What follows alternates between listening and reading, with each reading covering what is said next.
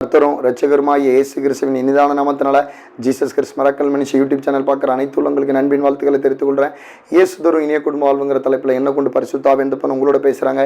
இந்த வார்த்தைக்கு நீங்கள் செவி கொடுக்கும்போது உங்களை உங்கள் குடும்பத்தையும் மகிழ்ச்சி குடும்பமாக ஏதேன் குடும்பமாக தேவனாகிய கர்த்தர் கட்டாயமாக வாழ வைப்பாங்க.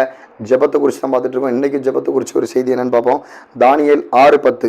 தானியேலோ என்னவென்றால் அந்த பத்திரத்துக்கு கையெழுத்து வைக்கப்பட்டதென்று அறிந்த போதிலும் தன் வீட்டுக்குள்ளே போய் தன் மேலறையிலே எருசலேமுக்கு நேராக பலக்கணிகள் திறந்திருக்க அங்கே தான் முன் செய்து வந்தபடியே தினமும் 3 வேளையும் தன் தேவனுக்கு முன்பாக முழங்கார் பண்ணிட்டு ஜெபம் பண்ணி ஸ்தோத்திரம் செலுத்தினான். அவன் தானியேல் என்ன செஞ்சிட்டாரு, முன்னாடி எப்படி ஜெபம் பண்ணாரோ அதே மாதிரி 3 நேரமும் திரும்ப என்ன செய்தார், ஜெபம் பண்ணுறாரு.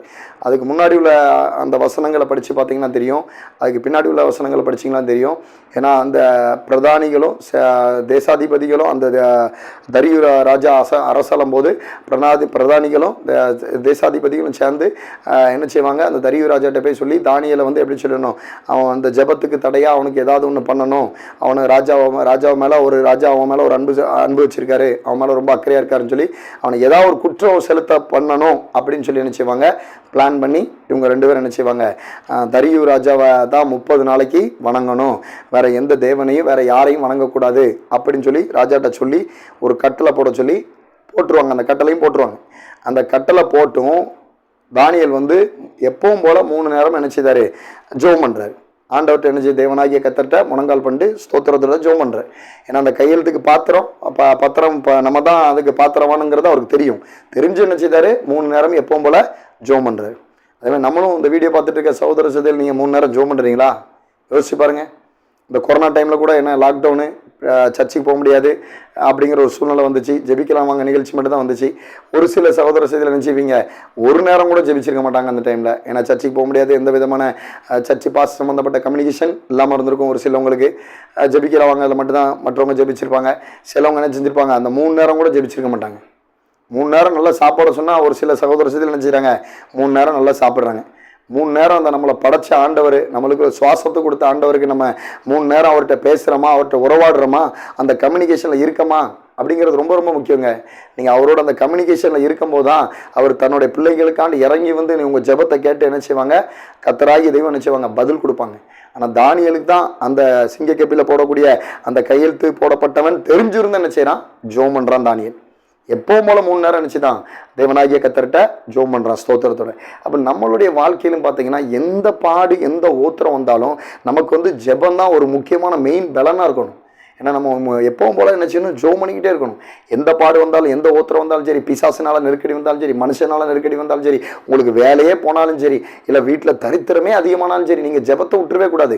ஏன்னா ஜெபம் தானியேல் கணக்கு நீங்கள் 3 நேரம் ஜெபிக்கணும். ஏன்னா தானியேல் பாருங்களேன், அந்த சிங்கக்கபியில் போடக்கூடிய கையெழுத்து போடப்பட்டவன் நான் தான் தெரிஞ்சு என்ன செய்தாரு, தானியேல் 3 நேரம் ஜெபம் பண்ணுறாரு.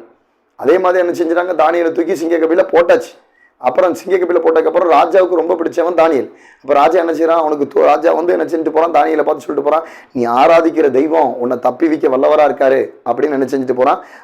ராஜா வந்து தரியு ராஜா வந்து தானியேல்கிட்ட சொல்லிட்டு போகிறான்.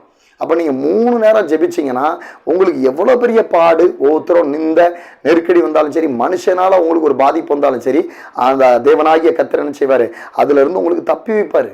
ஆனால் ஜெபம் பண்ணணும். எந்த மனுஷனுக்காண்டி சிலர் வீட்டில் பார்த்தீங்கன்னா கணவர் வந்து ரசிக்கப்படாமல் இருப்பார், கணவர் வந்து ஆண்டவர் ஏற்றுக்கூடாமல் இருப்பார், மனைவி ரசிக்கப்பட்டிருப்பாங்க, மனைவி ஆண்டவர்கிட்ட ஜெபம் பண்ணக்கூடிய பாத்திரமாக இருப்பாங்க.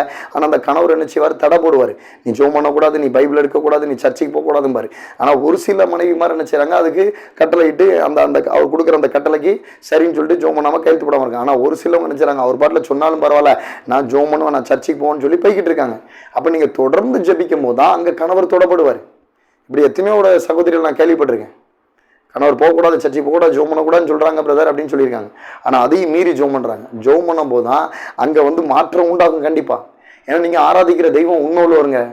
அவர் என்னது உலகத்தில் இருப்பவர் காட்டிலும் அவர் உங்களுக்குள்ளே இருக்க ஒரு பெரியவராக இருக்கார். 3 நேரம் என்ன செஞ்சார், தானியேல் ஜெபம் பண்ணுறாரு. இதே மாதிரி தான் பார்த்தீங்கன்னா எனக்கு தெரிஞ்ச ஒரு சகோதரி என்ன செஞ்சாங்க, அவங்களுக்கு வந்து ஒரு பிசாசினால் பாதிக்கப்பட்டு ஒரு கேக்கை சாப்பிட்டதுனால அவங்களுக்கு ஒரு பெரிய பாதிப்பு உண்டாகி என்ன செஞ்சாங்க, அவங்க ஜெபத்துக்கு முக்கியத்துவம் படுத்தினாங்க. நானும் போய் ஜெபித்தேன், அவங்களும் தொடர்ந்து ஜெபிச்சாங்க. நானும் உபாசம் ஜெபம் பண்ணி கிட்டத்தட்ட 3 நாள் 4 நாளாக போயிருப்பேன். உபாச ஜெபத்தில் போய் அவங்களுக்கு ஜெபித்தேன். அவங்களும் அவங்க குடும்பம், அவங்க மகா எல்லாரும் சேர்ந்து அவங்களுக்காண்டி ஜெபிச்சாங்க. அந்த மாதிரி தொடர்ந்து ஜெபத்தில் இருந்தாங்க. அந்த கேக்கை சாப்பிட்டதுனால அவங்களுக்கு ஒரு சத்ரு ஆவி வந்து ஜெப வாழ்க்கையெல்லாம் குறுகி போய் அபிஷேகத்தை நிரம்பி ஜபிக்கக்கூடியவங்க ஜபிக்க முடியாமல் போய் ஒரு மாதிரி என்ன பேதலிச்சு ஒரு மாதிரி பயங்கர ஒரு நெருக்கத்தில் போய் உளப்பட்டாங்க. ஆனால் அந்த 3 நாள் அந்த 4 நாள் போய் தொடர்ந்து நான் போய் உபாச ஜபத்தில் ஜெபித்தேன். அவங்களும் தொடர்ந்து அந்த அம்மா ஜெபிச்சாங்க. ஆண்டர் மேலே தாகமாக இருந்தாங்க. ஆனால் ஆண்டர் என்ன செஞ்சார், அவ்வளோ பெரிய சத்துரு போராட்டத்திலேருந்து அந்த அம்மாவை என்ன செஞ்சார், தப்பிக்கு வச்சு மீட்டெடுத்தாங்க. இதே மாதிரி ஒரு சில சகோதர சகோதரிகள் ஏன்னா சில பிள்ளைங்க பார்த்தீங்கன்னா ஒரு சில பிள்ளைங்க இப்போவும் உலகத்தில் நடக்கு. ஏன்னா பெண்கள் என்ன செய்கிறாங்க, அந்த பையனை நல்லவன் நினச்சி என்ன செய்கிறாங்க, லவ் பண்ணி அந்த மாதிரி ஒரு சில கட்டத்தில் மாட்டிக்கிடுறாங்க. மாட்டிக்கிட்டு சில சூழ்நிலையில் கூட சில சகோதரிகள் நல்ல சகோதரியாக இருப்பாங்க. அவங்க குடும்ப சூழ்நிலையில் யாரோ ஒருத்தங்க அந்த குடும்பத்தில் உள்ள மனுஷங்க அவங்க மிருகமாக இருந்தால் அந்த மிருகமாக இருக்கக்கூடிய மனுஷங்கள்ட்ட மாட்டிக்கிடுறாங்க. ஒரு சில சகோதர செய்திக்கு இந்த மாதிரி நடக்கு. சொந்த பந்தத்துக்குலையோ இல்லை தெரிஞ்ச நபர்கிட்டயோ அந்த மாதிரி மாட்டிக்கிடுறாங்க. அப்பவும் கூட என்ன செய்கிறாங்க, ஜெபிக்கும் போது அந்த ஜெபம் என்ன செய்யுது, அவங்கள தப்பி வைக்குது. அந்த ஜெபம் அவங்கள மீட்டெடுக்குது. அப்போ நீங்கள் தொடர்ந்து அந்த 3 நேரம் ஜெபிக்கும் போது அந்த அம்மாவுக்கு அந்த சத்துரு பிசாசு ஆவியிலிருந்து அந்த கேக்கு சின்னதுனால அந்த அம்மாவுக்குள்ள அந்த அவஸ்தை, அந்த அம்மா பட்ட பாடு ஓத்திரத்துலேருந்து என்ன செஞ்சார் ஆண்டவர், அந்த அம்மா ஜெபத்துக்கு முக்கியத்துவம் கொடுத்து அந்த அம்மா சாயங்காலம் ஜெபிப்பாங்க, காலையும் ஜெபிப்பாங்க, உபாச ஜெபத்திலும் ஜெபிப்பாங்க. ஜெபிச்சதுனால ஆண்டவர் என்ன செஞ்சார், அந்த சத்ரு ஆவி அவங்கள்ட்ட இருந்து முறியடிச்சு அந்த அம்மாவை என்ன செஞ்சாங்க, அந்த காரியத்திலிருந்து சத்ரு பிசாசின் ஆவியிலேருந்து அந்த அம்மா மீட்டெடுத்தாங்க.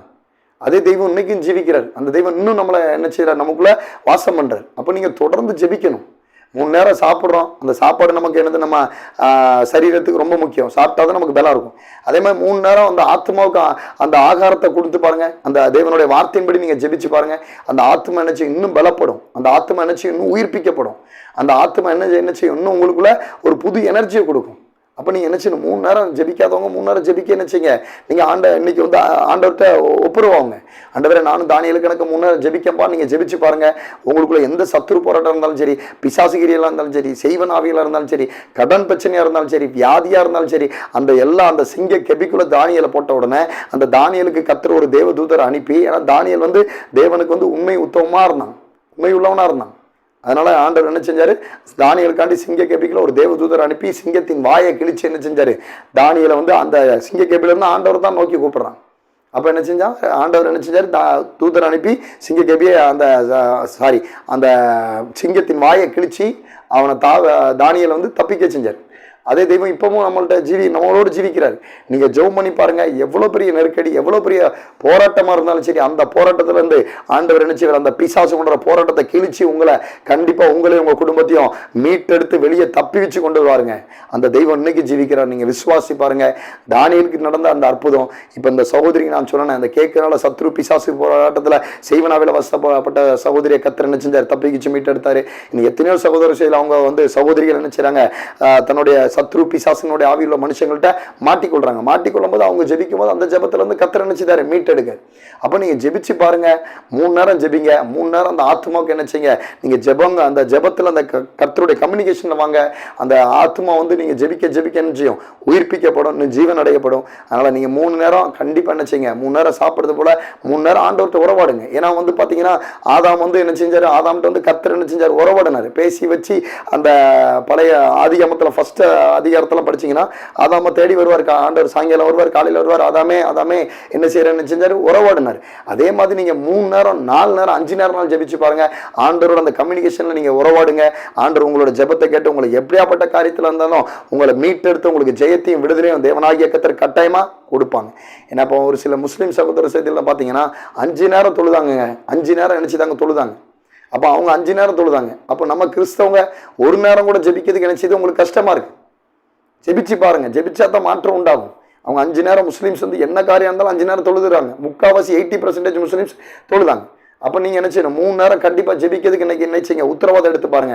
3 நேரம் ஜெபிச்சு பாருங்க. அதே மாதிரி உபாசம் பண்ணி ஜெபிச்சு பாருங்க. அந்த 3 நேரம் ஜெபம் உங்களை எப்படியாப்பட்ட காரியத்தில் இருந்தாலும் உங்களை தப்பி வைக்கும். தானியேலை தப்பிக்க வச்சு, தானியேலின் தேவன் தான் மெய்யான தேவனு அந்த ராஜா மற்றும் அங்கே உள்ளவங்க எல்லாருமே அந்த மக்கள்லாம் சொல்லுற அளவுக்கு கர்த்தர் என்ன செஞ்சாரு, தானியேலை தப்பி வச்சு மீட்டு எடுத்தாங்க. அதே மாதிரி தானியேலை யார் சிங்க கேபில போடணும்னு ரெடி பண்ணாங்களோ அந்த தேசாதிபதியும் அந்த பிரதானிகளும் அவங்கள தான் என்ன செஞ்சார், ஆண்டவர் சிங்க கேபில ராஜா மூலியமா போட வச்சார். நீங்களும் ஜெபிச்சு பாருங்க. உங்க சத்ரு உங்களுக்கு முன்னாடியே முறிஞ்சு விடுவாங்க. அவங்க என்ன செய்வாங்க, பாதிக்கப்பட்டு அவங்க சிறையிருப்பில் வருவாங்க. கர்த்தர் உங்க சிறையிருப்பை தப்பி வச்சு மீட்டெடுத்து உங்களுக்கு ஒரு ஜெயத்தை கொடுப்பாங்க.